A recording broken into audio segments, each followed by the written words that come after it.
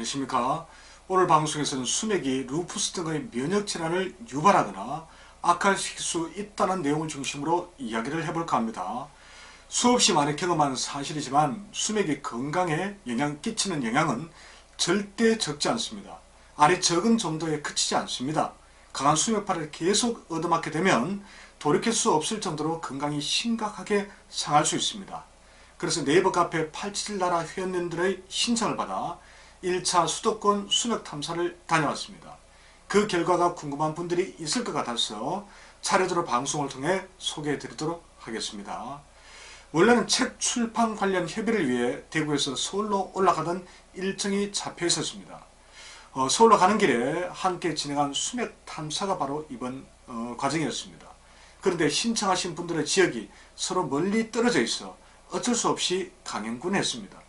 전날 잠까지 설쳐 개운하지 않는 몸으로 7시 10분에 대구 집을 나섰는데 서울 송파에서 마무리를 짓고 나니 저녁 7시가 넘더군요. 시간을 맞추기 위해 정신없이 그것도 종일 쉬지 않고 운전했더니만 체력이 조금 달리더군요. 힘겨운 일정이어서 다음에도 이런 일정으로 계속 수맥 탐사를 진행하는 것은 다소 무리겠다는 생각이 들었습니다. 자, 구체적인 일정은 대구에서 출발해 경기도 이천을 거쳐 김포, 파주 책한계로 휴전선 인근 파주 적성면, 송파구를 차례대로 방문하는 코스였습니다. 5곳 중에서 이 2곳은 수맥을 걱정할 필요가 없었습니다. 한 곳은 애매한 경계선이 있었고 나머지 2곳은 수맥 문제가 상당히 심각했습니다. 즉 50% 집에서 수맥이 발생했다. 수맥 문제가 좀 컸다. 이렇게 말씀드릴 수 있겠습니다. 먼저 두 번째 방문지였던 김포부터 말씀드리도록 하겠습니다. 자, 김포는 평야지대이니 수맥의 위험이 서울보다는 훨씬 덜한 지역입니다. 카페 회원님이 사시는 곳은 지은 지 얼마 안 된 새 아파트였습니다. 회원님은 상열이 심하고 이 얼굴 피부염으로 고생하시는 분입니다. 사모님은 최근 힘겨운 치료 과정이 필요한 면역질환 판정을 받으셨고요. 자, 늘 강조하지만 가장 중요한 것은 오랜 시간 잠을 자는 침실입니다. 그래서 먼저 안방부터 수맥 탐사를 시작했습니다. 두 분 모두 건강이 안 좋으셔서 방문하기 전부터 혹시나 수맥 영향은 아닐까 하고 걱정을 했습니다. 그런데 아니나 다를까 침대 위에서 아래쪽으로 3분의 2 정도에 걸쳐 강한 수맥이 흐르고 있었습니다. 수맥은 이것 하나만이 아니었습니다. 침대 우측에서 좌측으로 이 머리부터 골반 정도에 걸쳐 또 하나가 흐르고 있었습니다. 한 개의 수맥도 건강에 큰 부담이 되는데 2개씩이나 영향을 끼치고 있다면 사실 버텨내기 어렵습니다. 특히 사모님이 주무시는 위치에 수맥이 더 집중되어 있더군요. 작년 3월쯤에 이사를 왔다고 하는데 연말에 면역질환 판정을 받았습니다. 그렇다면 고통스러운 면역질환 생긴 원인이 수맥 때문일 가능성도 전혀 배제할 수가 없습니다.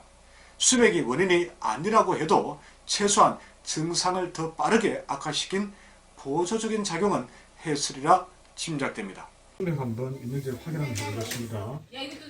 네, 아직은 물줄기 힘이 좀 약합니다. 여기는 괜찮다는 얘기죠. 안쪽, 침대 안쪽으로 이동해 보겠습니다. 점점 수맥 탐사봉이 각각 커지고 있습니다. 자, 침대 가운데니까 꺾여버리죠. 여기서부터 수맥이 지금 강하게 늘고 있다는 거죠. 자, 근데 나는 넓이가 좀 될까요? 바깥에서부터 한번 확인해 보겠습니다. 여긴 좀 괜찮습니다. 안쪽으로 한번 들어가 보겠습니다.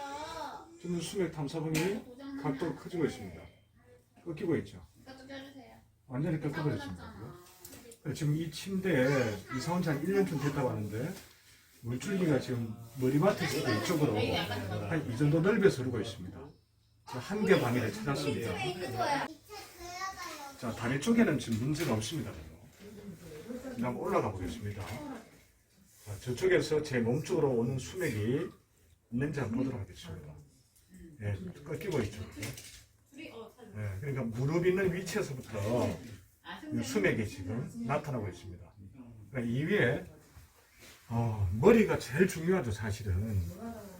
네, 이쪽이 괜찮습니다, 그죠? 일단 내려가 보겠습니다. 여기도 좀 꺾이고 있습니다. 그러면 머리를 벽에서부터 좀 밑에 내려와서 베개를 대고 눕는다 생각하는 것 같으면 머리에서부터 아랫배까지 복부까지 이쪽 방에서 이쪽 방으로 또 흐르는 수맥이 하나 더 있다는 얘기죠. 자, 그래서 이 침대 위치에서는 두 개 방에 수맥이 나타나고 있으니까 이런 상황에서는 건강한 사람도 시간이 지날수록 건강상에 또는 심리적으로 부담을 안게 된다는 그런 의미로 한번 우리가 생각해 볼 수 있겠습니다. 자, 다행히도 안방 전체를 확인해 보았더니만 수맥 차단 배트를 깔지 않고도 수맥을 피해갈 수 있는 지점이 있었습니다. 그래서 침대를 옮겨 배치할 만한 좋은 위치를 새로 잡아드렸습니다. 자, 그런데 안방보다 더 중요한 것이 아이들이 자는 방입니다. 유치원에 두 아이가 같은 방을 쓰고 있었는데 침대 두 개를 나란히 붙여두었더군요. 자, 확인해보니 천만다행으로 수맥이 정확히 그 두 침대 사이로 흐르고 있었습니다. 그리고 수맥의 폭도 넓지 않아 침대 중앙에 누웠다고 가정할 때 이 머리와 몸을 피해 이 팔 정도만 스쳐 지나가는 정도였습니다. 내부 모두 건강이 좋지 않으셔서 회복을 위해서는 힘겨운 노력이 필요합니다.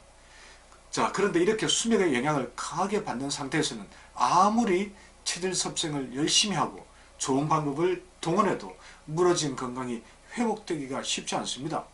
특히 중증 면역질환은 현대의학과 동양의학 어느 방법으로도 치료가 쉽지 않습니다. 그런데 수맥파의 영향까지 지속적으로 받게 된다면 회복을 기대하기 더 어렵겠지요. 자, 정리하면 질병 치료를 위해서는 반드시 정확한 체질을 바탕으로 건강법을 적용해야 합니다. 하지만 팔칠로 건강해지기 위해서는 반드시 수맥파의 영향에서 자유로워야 합니다. 그렇지 않으면 체질 섭생을 아무리 열심히 해도 건강을 지킬 수가 없습니다. 김포에 이어 다음 수맥편에서는 파주시 적성면과 송파구 수맥탐사 이야기를 전해드리도록 하겠습니다. 기대해 주시기 바랍니다. 고맙습니다.